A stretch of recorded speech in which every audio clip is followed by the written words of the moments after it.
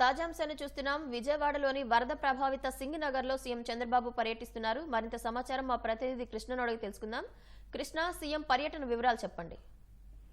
పవిత్ర ఉదయం 6 గంటలకే ముఖ్యమంత్రి చంద్రబాబు అధికారులందరితోనూ ఒకసారి టెలికాన్ఫరెన్స్ ద్వారా సమీక్ష నిర్వహించారు. ఏదైతే నిన్న కేంద్రంతో మాట్లాడి రాష్ట్రానికి చెప్పిస్తానన్న 10 ఎన్డీఆర్ఎఫ్ బృందాలు కానీ లేకపోతే 40 బోట్లు అలాగే 6 హెలికాప్టర్లు ఇవన్నీ ఏ దశలో ఉన్నాయి ఏంటి అన్నది మాత్రం టెలికాన్ఫరెన్స్ ద్వారా అధికారులతో సమీక్షించారు. ఆ తర్వాత ఆయన బస్సులో నుంచి బయటకు వచ్చాక విజయవాడ కలెక్టరేట్ లోని అధికారులతో కూడా వీడియో నేరుగా సమావేశం నిర్వహించారు ఉన్నతాధికారులందరితోనూ. ఇందులో మంత్రులు అలాగే డీజీపీ, సిఎస్ అలాగే ఇతర ఉన్నతాధికారులు కూడా పాల్గొన్నారు.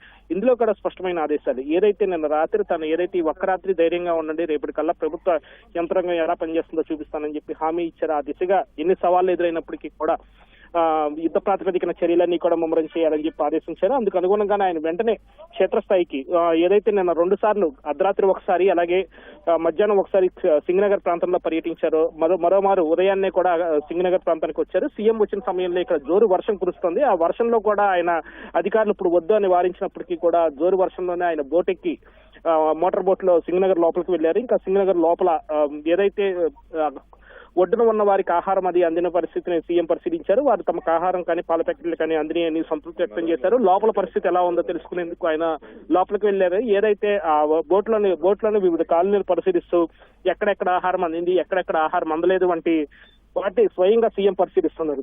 అలాగే నిన్న ఏదైతే సీఎం కేంద్ర హోంశాఖతోనూ అలాగే హోంమంత్రి అమిత్ షాతో మాట్లాడారో ఆ ప్రయత్నాలు అయితే ఫలించాయని చెప్పాలి. ఏదైతే విజయవాడకు ఇప్పటికే మోటార్ బోట్లు, పవర్ బోట్లు అనేది చేరుకోవడం జరిగింది. పెద్ద ఎత్తున బోట్స్ రావడంతో ముంపు ప్రాంతాల్లో ఉన్న బాధితులను బోట్లు ఎక్కించి వారిని ఒడ్డుకు చేర్చే ప్రయత్నం అయితే చేస్తున్నారు. ఒడ్డుకు చేరగానే వారి కోసం వారిని తరలించేందుకు బస్సులు కూడా సిద్ధంగా అధికారులు ఏర్పాటు చేసి ఉంచడం జరిగింది. ఏదైతే బోట్లలో ప్రజలు వెంటనే ఒడ్డుకు రాగానే వారిని నేరుగా బస్సుల్లో సురక్షిత ప్రాంతాలకు తరలించేదాకా ఏర్పాట్లు చేశారు. ఏదైతే సీఎం సమావేశంలో కూడా ఒక విషయాన్ని స్పష్టంగా చెప్పడం జరిగింది. ఏదైతే వృద్ధులు అలాగే రోగులు ఉంటారో వాళ్ళకి అవసరమైతే హోటల్లో బస్సు ఏర్పాటు చేయమని కూడా స్పష్టమైన ఆదేశాలు జారీ చేశారు. అందుకు తగ్గట్లుగా కూడా అధికారులు ఏర్పాటు చేస్తున్నారు. అలాగే సౌకర్యవంతంగా ఉండేందుకు వీలుగా కళ్యాణ మండపాలు వాటిని కూడా ఎంచుకుని అందులో పునరావాస కేంద్రాలు ఏర్పాటు చేయాలని చెప్పి ఇక్కడ సూచించడం జరిగింది.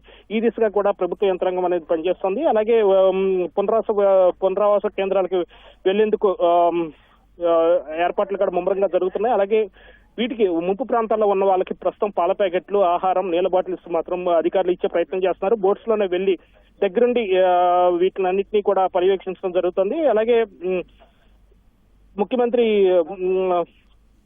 సీఎం సెల్స్లతో మంత్రులు కూడా క్షేత్రస్థాయికి ఏదైతే తన వెంట కొంతమంది మంత్రులు వచ్చారో వారందరినీ కూడా తన వెంట తిరగటం కాదు కానీ ఇతర ప్రాంతాల్లో ఎక్కడైతే ముంపు ప్రమాదం అది ఎక్కువగా ఉందో అక్కడికి వెళ్లి అక్కడ సహాయక చర్యలు ముమ్మరం చేయాలని సీఎం ఆదేశించడంతో మంత్రులు కూడా బృందాలుగా వీడి ప్రాంతానికి వెళ్ళడం జరిగింది.